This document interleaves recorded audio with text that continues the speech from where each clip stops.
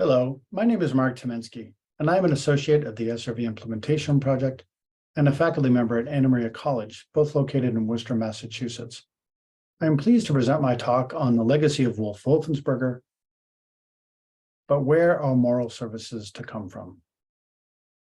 I extend my gratitude to all those who spoke with me about their understanding of Dr. Wolfensberger's life, work, and legacy, including Erica Baker Tinsley, Carolyn Brennan, Matt Brennan, Bob Flynn, Ray LeMay, Zaina Litfia, Thomas Newville, Andrew Oliver, Joe Osborne, Darby Reiners, Pam Situ, Sergio Toma, and Joe Massarelli.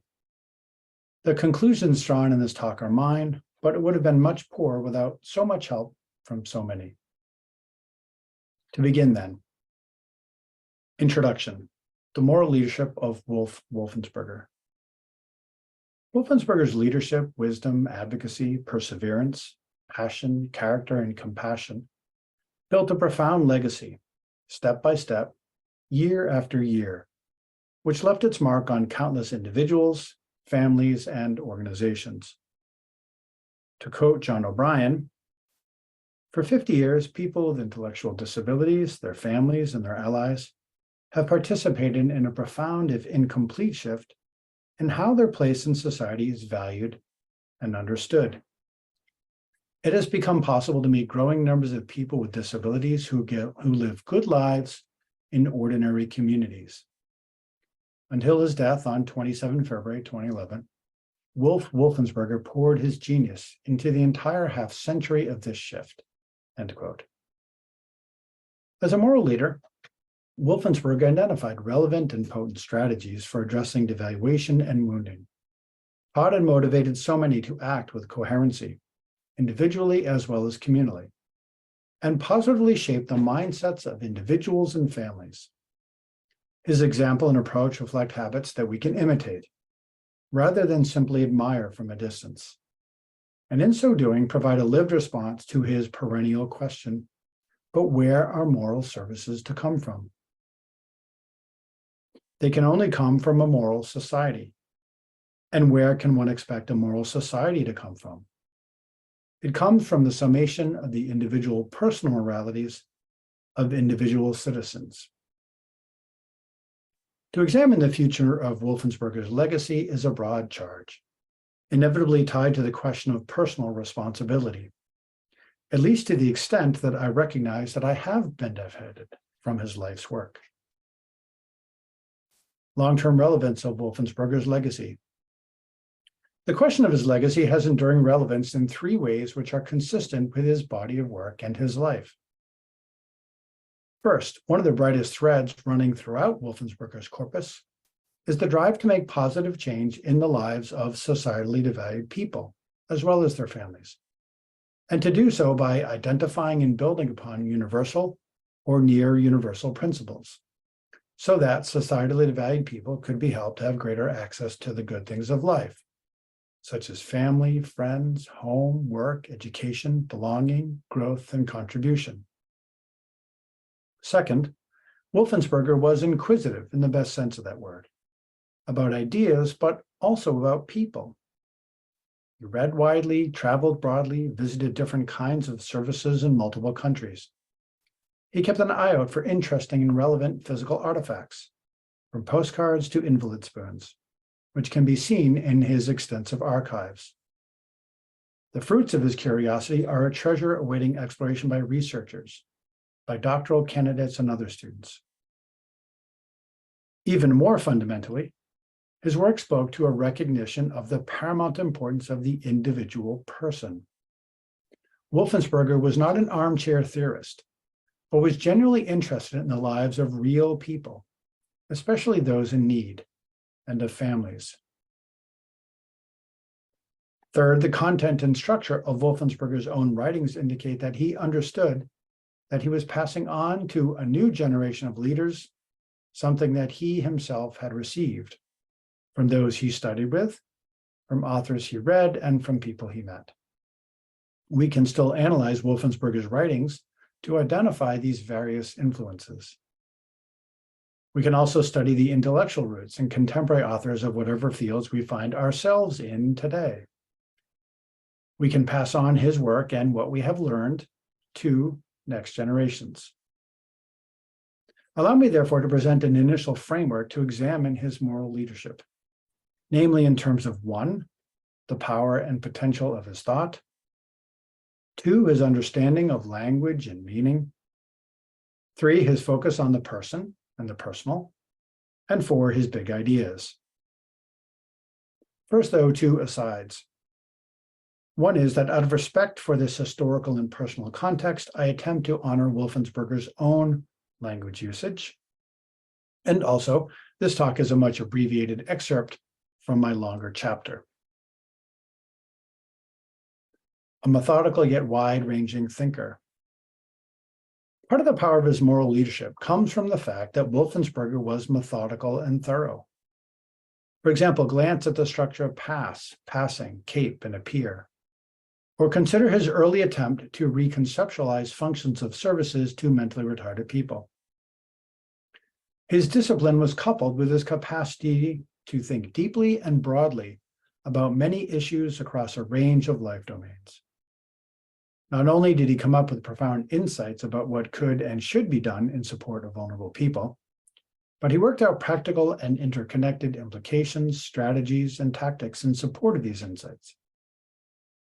This capacity resulted in part from hard work and from personal discipline, both of which can be practiced by each one of us. Language, words, and meaning. Wolfensberger's corpus provides powerful insights into the ways that language communicates meaning, and into leadership strategies for using the power of language to work towards positive change in the lives of devalued people. Wolfensberger explained, scholars of language know that without new terms, it is often not possible for people to perceive important realities or think afresh.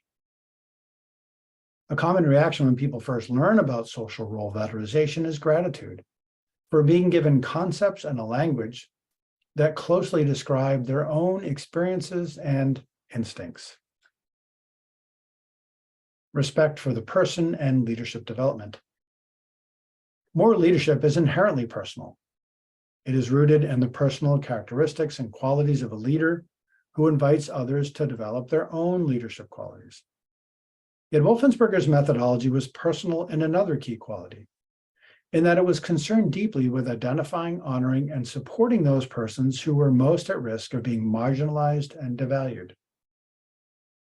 Wolfensberger continues to direct our attention to those around us who are so often overlooked and who are vulnerable to negative perception followed by negative treatment. His corpus calls us to open ourselves to societally devalued persons as peers, more like us than unlike. This focus on persons clearly runs through his writings on normalization, SRV, citizen advocacy, and personalism, and can serve as a compass point as his ideas continue to be applied in new settings and new contexts around the world. He extended this emphasis on and respect for the human person to his approach to training and leadership development, as well as mentoring.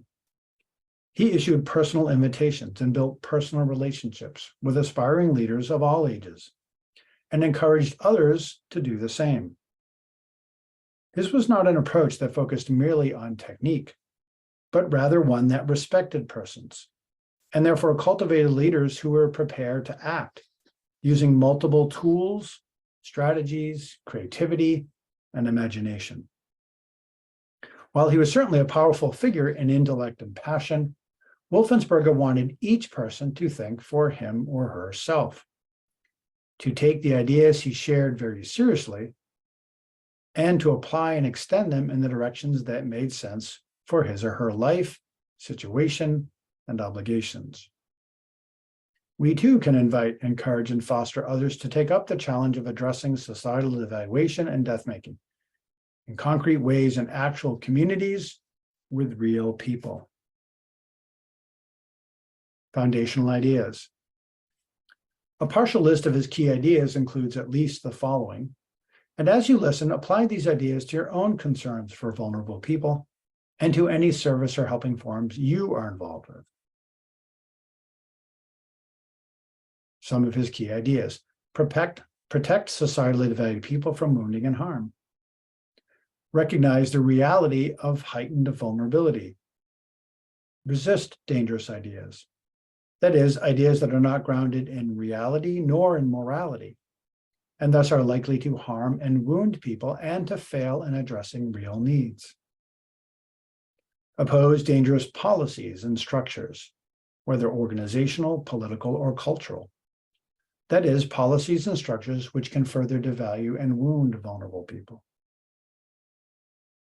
Foster greater access for societally devalued people to the good things of life, as concretely available in specific communities. Promote fuller access to the good things of life through holding multiple valued roles and a variety of valued social roles, particularly big valued roles. That is, societally valued roles with a wide bandwidth. Foster image enhancement as a way of communicating more positive messages about the valued individuals and thus contribute to attitude change. Recognize and capitalize on the developmental potential of each and every person, thus on competency enhancement. Facilitate personal social integration and valued social and societal participation, which is beyond what passes for so-called inclusion, so integration and participation. Move toward efforts in culturally valued analogs whenever possible. So draw on culturally valued analogs. Place more reliance on personal, familial, and communal efforts than on systems and structures. Note that I said more reliance. I did not say exclusively, and more on this point later. Use the construct of model coherency in assessing and in designing services, both formal and informal. Support the role of family and preserve family relationships. Honor the unique potential embodied in freely given relationships. Citizen advocacy is one concrete and relevant model. Teach and apply SRV and passing ideas and tools on the personal, communal, and organizational levels. Work hard, avoid complacency, cultivate perseverance, find allies. Publish books, articles, journals, reports, newsletters, reviews in support of the dissemination of these key ideas. And build up a culture of training with an emphasis on leadership development, mentoring, and an openness to giving and receiving feedback with an eye toward improvement. Preliminary lessons. I now draw preliminary inferences from Wolfensberger's moral leadership and legacy, which can be carried out in existing ways, but also in new fields and in new geographic areas. Let us put his life's work into a more expansive framework and recognize the ongoing commission to bring his work forward, particularly where it could be most beneficial. In some areas, the complex problems which he diagnosed decades ago, such as habitual, even unconscious reliance on patterns of institutional care, have not gone away.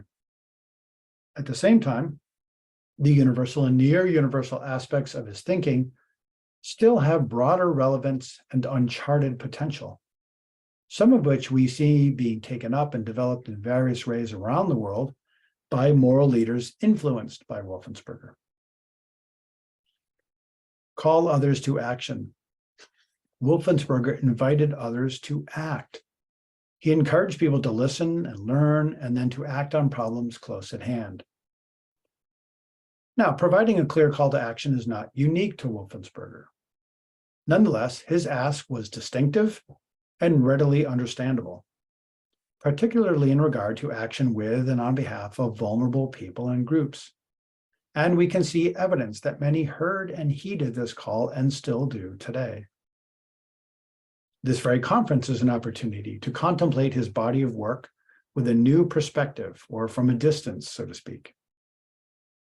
In light of this point, I turn now to a perhaps seemingly unconnected set of ideas from a different academic tradition, put forth in a paper by someone who didn't know Wolfensberger, namely a professor of theology, Emmanuel Katongole.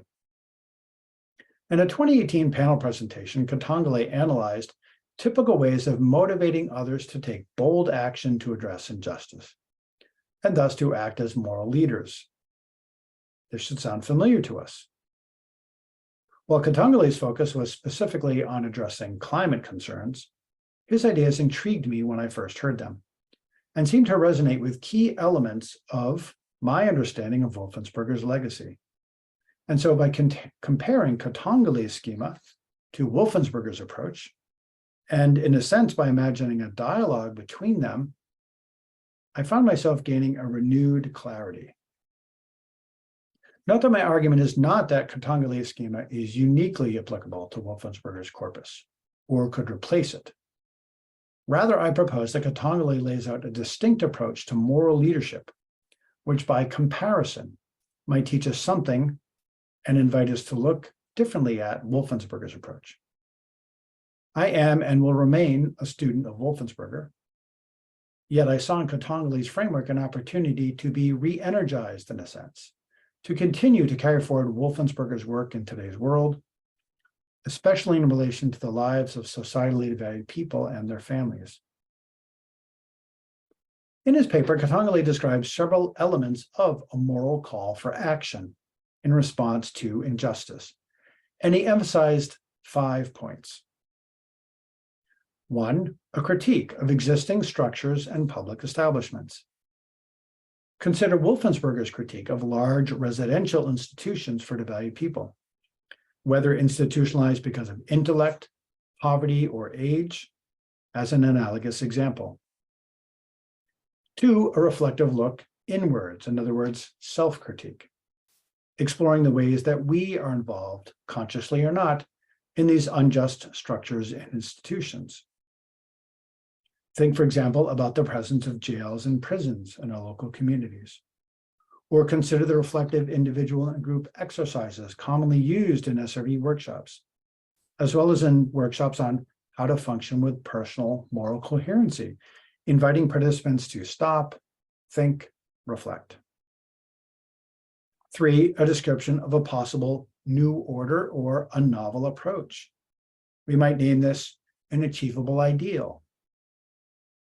4, an invitation to a new kind of knowledge, knowledge that derives from and also leads to action and to advocacy.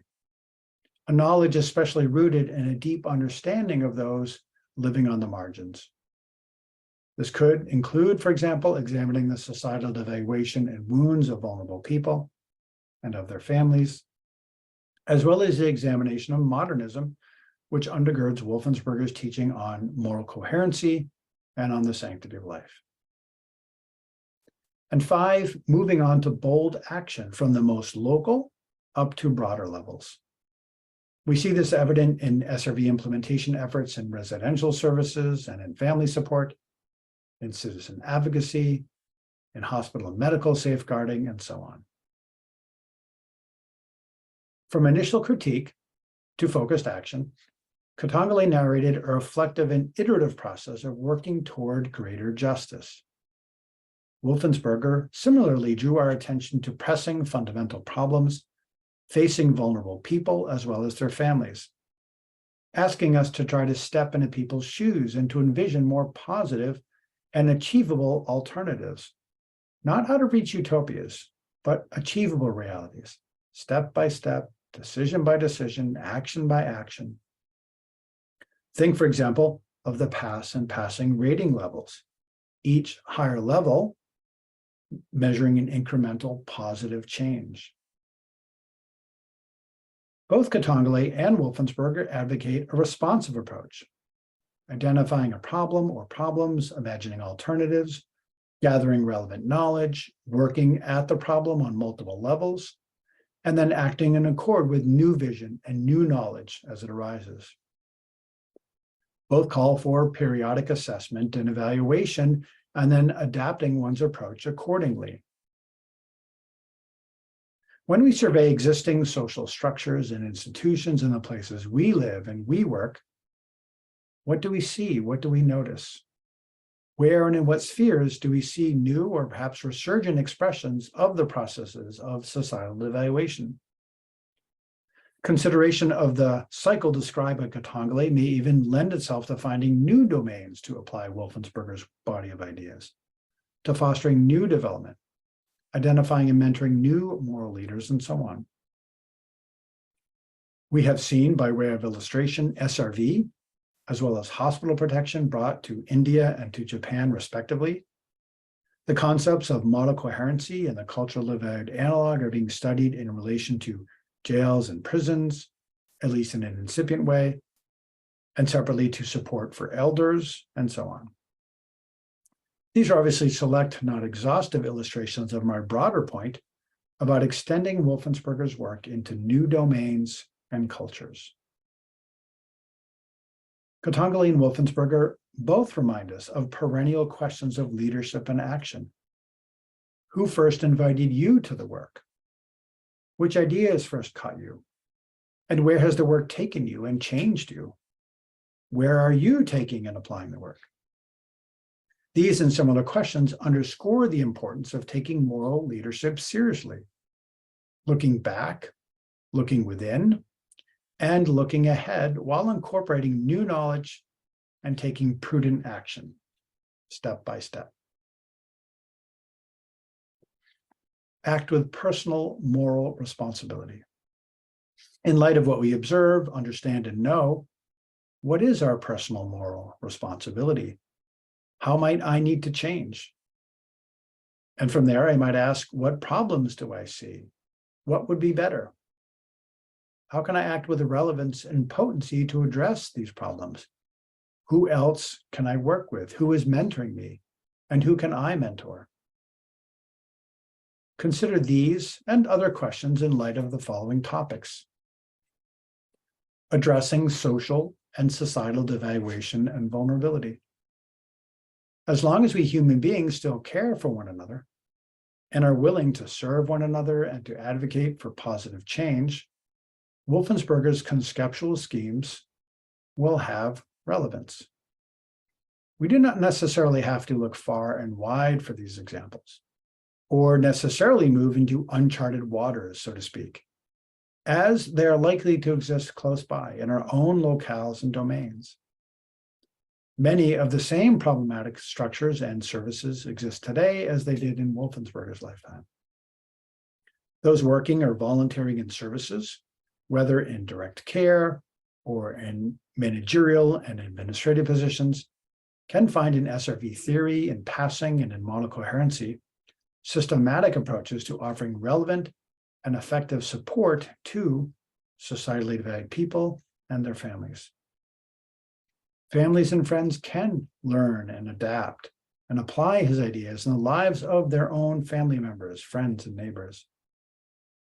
Citizen advocacy offices can use the model of citizen advocacy and tools such as CAPE to continue to focus and safeguard their efforts. Recognizing the dilemmas of predominantly paid service. Wolfensberger's warnings about the risk of commodification and of paid service pushing out informal helping, pushing out cultural analogs, and even pushing out family roles are no less relevant today. If anything, they are more pressing, as we see many service structures turning to financially driven systems, policies, and decision-making. At the same time as multiple economic systems in various nations and regions experience recession, depression, breakdown, or outright collapse. Honoring this aspect of his teaching might include cultivating an openness to freely given relationships with divided people, initiating or joining small communalities committed to some kind of informal service and helping forms, and prioritizing cultural analogs over formal structures and over human service mindsets which are atypical and alienated from what is more familiar and valued. Please remember, though, that this is not necessarily an either-or scenario. Recognizing the limits of paid service is not necessarily a call to abandon pertinent and effective programmatic efforts. That is, efforts which deal with what would address recipients' real needs and therefore be beneficial to them. SRV in passing lay out a framework of relevant and coherent aspects of service programs. Much can be done to improve the quality of such programs from bottom to top and from top to bottom. The model coherency construct offers a schema to develop a holistic and integrated perspective on these programmatic elements. The right servers should be using the right materials, methods, and language in the right settings in order to do the right thing for the right recipients who are grouped in the right way. In my estimation, most services today are in dire need of such programmatic tools. Whether or not they are open to them is in part a question for our moral leadership. Protecting those who are especially vulnerable to death-making. Wolfensberger's intellectual and practical contributions recognize that certain groups of societally valued people can be pushed into a state of heightened vulnerability, even to the wound of death-making. This dynamic has not lessened, and the need for action is likely even greater in today's world, or in parts of today's world, in light of contemporary ideologies and value systems, economic stresses, societal and cultural shifts, and so on. It is fundamental to social valorization and to passing, and to the teaching on the sanctity of life, as well as to the history of human services training. Death-making is embedded in Wolfensberger's writing and teaching, which describes and analyzes the signs of the times. It is crucial to his thinking around access to the good things of life, which includes safety and absence of imminent threats of violent death. Wolfensberger mentions this also in his writing on nonviolence. Saying yes and saying no in the moral domain. In line with the call to action laid out by Katongole, as described previously, Wolfensberger has given us a framework that enables us to distinguish what is programmatic from what is non-programmatic, and what is helpful from what is not helpful, what is relevant and potent from what is irrelevant and ineffective. This gets to the heart of acting with personal moral responsibility, and is an ongoing challenge for those in service to vulnerable people, whether as family helping family or friend helping friend, or as paid or voluntary servers, managers, and administrators. How can we say no to an institutional model and yes to more typical homes and typical neighborhoods? How can we say no to death-making and yes to safeguarding life?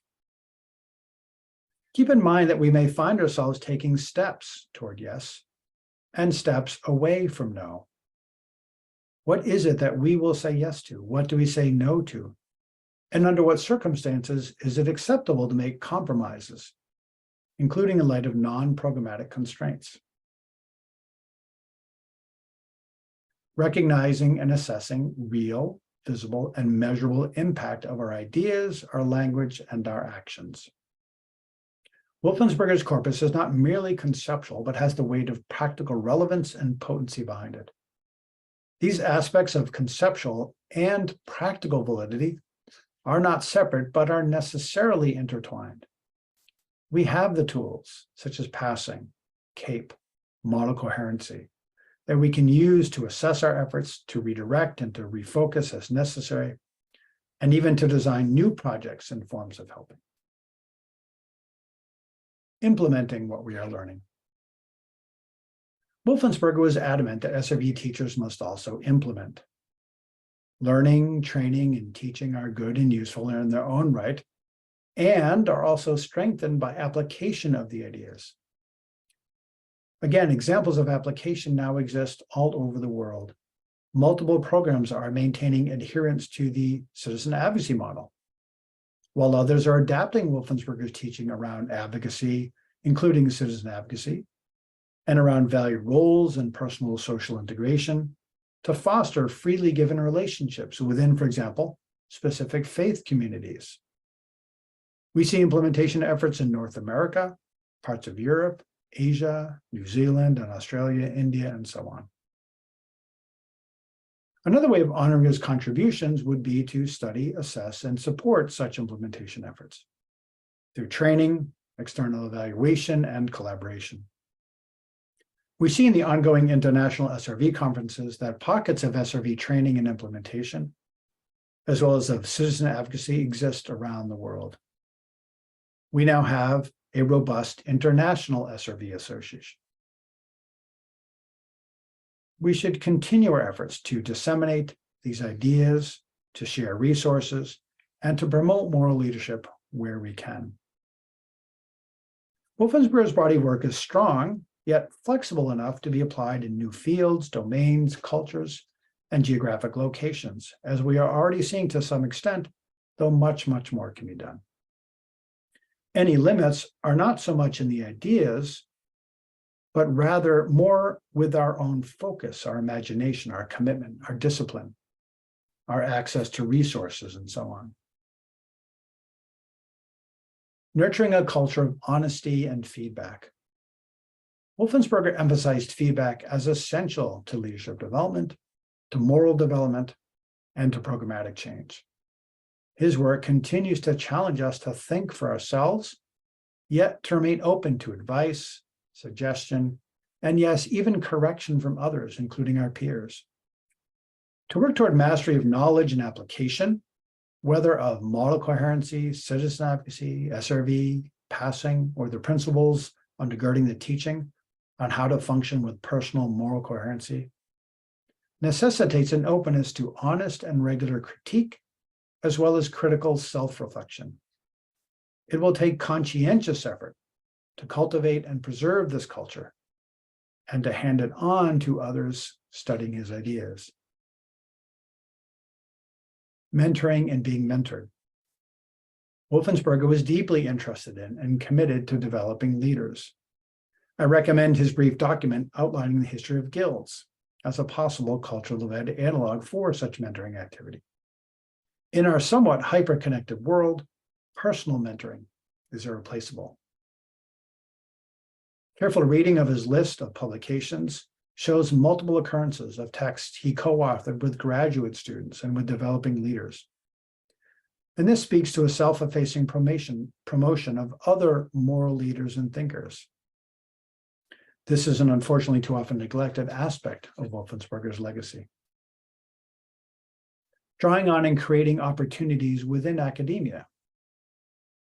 Academia could continue to play an important role in passing on Wolfensberger's work, or perhaps even could take on a greater role. He was not necessarily confident about such a development, but I submit that it may still be worth exploring.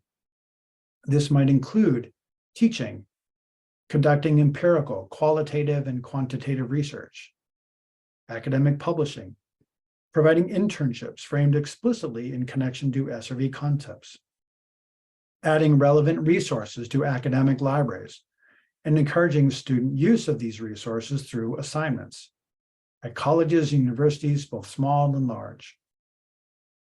Academic publishing specifically could increase the visibility of SRV and passing concepts, and perhaps motivate the creation of related practices, programs, policies, and approaches.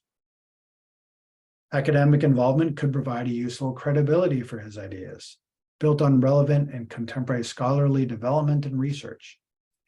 The archives at the University of Nebraska Medical Center clearly could play a key role in such efforts. For instance, by providing access to primary materials, as well as a conducive environment for research. Teaching at the university and college level can be tied to implementation of SRV and related ideas, such as through field placements, senior seminars required for graduation, research projects, guest speakers in the classroom, practice with passing or modified forms of passing, and so on.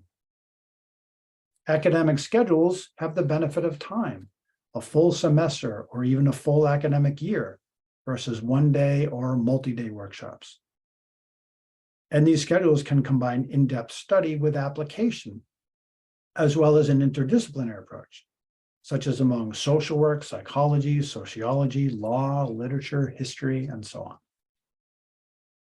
Pilot projects and longer-term projects may be another point of connection with academia and provide an additional means of handing on Wolfensberger's contributions.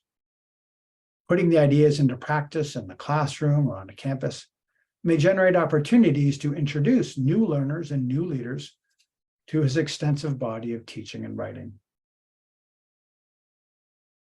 Select challenges and tensions. We can see dual layers in Wolfensberger's life: to disseminate broadly and also to focus intently on specific topics and on concrete, often localized application efforts. He engaged in broad dissemination of his ideas, emphasizing universal and near universal concepts through theoretical work, writing, talks, workshops, and conferences around the world. He also concentrated on particular applications, including in specific locales or service fields. He was willing to invest his energies in the messy business of making opportunities to implement his theories at the local and state or provincial levels in order to provide those theories an adequate test. His work in citizen advocacy is a good example, as well as his efforts in Nebraska and with the Pennsylvania Evaluation Project and with Unity Kitchen in Syracuse, New York. Few of us can do both broad theorizing and teaching as well as focused implementation. However, more of us could engage deeply in one or the other while recognizing the links between the two. We may profitably remind ourselves of Wolfensberger's continual push for greater clarity through a cycle of study, reflection, contemplation, discussion, action, and assessment. He continually revised, sharpened, and nuanced his thinking. The conceptual moves from normalization to social valorization and from past to passing are evidence of this. He worked on revising his thinking around model coherency, starting from early versions in the 1970s and past, and culminating in a 2021 posthumous publication. Even within SRV, he refined the ideas, originally presented in 7 core themes, and later reconceptualized into 10. His work emphasized the need for a deep understanding of SRV theory if one were to apply it with an eye toward helping people to have greater access to the good things of life. He cautioned against simplistic understandings and applications, and against overemphasizing one theme out of context. For example, Wolfensberger commented in 2010 that it is a disproportionate emphasis on imagery and a neglect of the competency and developmental model implications that can result in a pessimistic stance toward a person's afflictions. Wolfensberger's own example of ongoing discourse, including with those he disagreed with and vice versa, shows us that we do not necessarily need to be all in, so to speak, on every one of his ideas to nonetheless gain clarity and to benefit from them. While the full scope of his work, understood holistically, can inspire committed action, it is not meant to be used as a litmus test of validity or of relevance.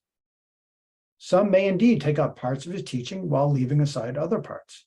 This is perfectly legitimate and even to be expected, yet still leaves room for collaboration. We should not disregard moral actors who only draw on parts of his work. Another potential tension is the risk of trying to turn Wolfensberger's corpus into an overarching philosophy of life. We should avoid making his work into something that it is not. In clarifying misunderstandings of SRV, he cautioned learners that SRV is not a value system in and of itself. Neither is his material on moral coherency, on personalism, or on the sanctity of life.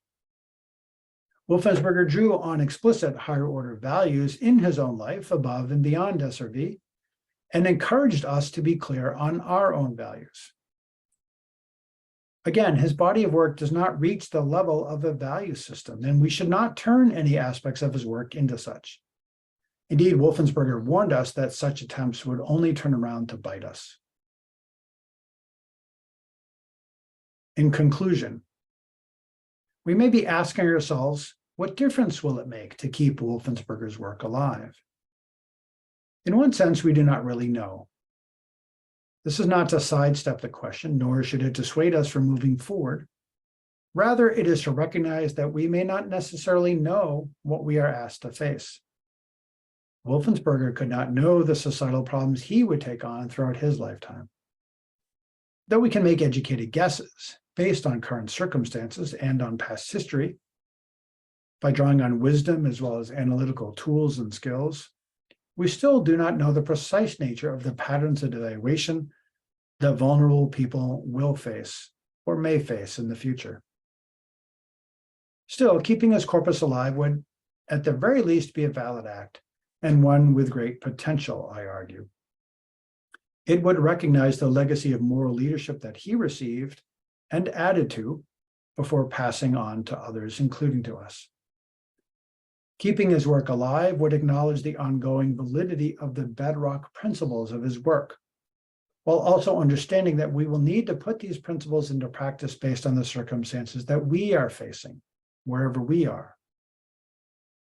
We may find ourselves coming up with new or at least refined formulations and concepts, as well as language and teaching methods, to share the ideas with others, as he did in his own lifetime, while at the same time, and this is very important, publicly and explicitly honoring Wolfensberger's contributions and creations. We can take heart that his ideas are being taken up and creatively used in multiple domains and in numerous areas and cultures around the world, though, as I've said previously, room remains for even more work and leadership development along these lines. And yet, if we are to see his work continue, explicit mention of his contributions must be present. Otherwise, the risk of diffusion remains significant. Good ideas will always face multiple and competing pressures, including non-programmatic pressures. And at times, competing ideas may seem promising on the surface, but turn out to be without as solid a foundation as Wolfensberger's legacy has provided to us.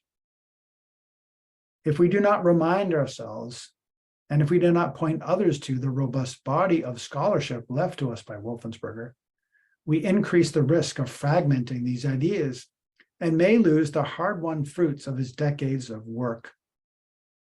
This is not a call to lionize Wolfensberger, but rather to safeguard and pass on the treasures left to us in his own work, so that they may be used to make a positive difference in the lives of real people. Wolfensberger looked clearly at the world around him and saw deeply into the societal and cultural conditions which made life more difficult for vulnerable and for societally valued people, even shortening their lifespan.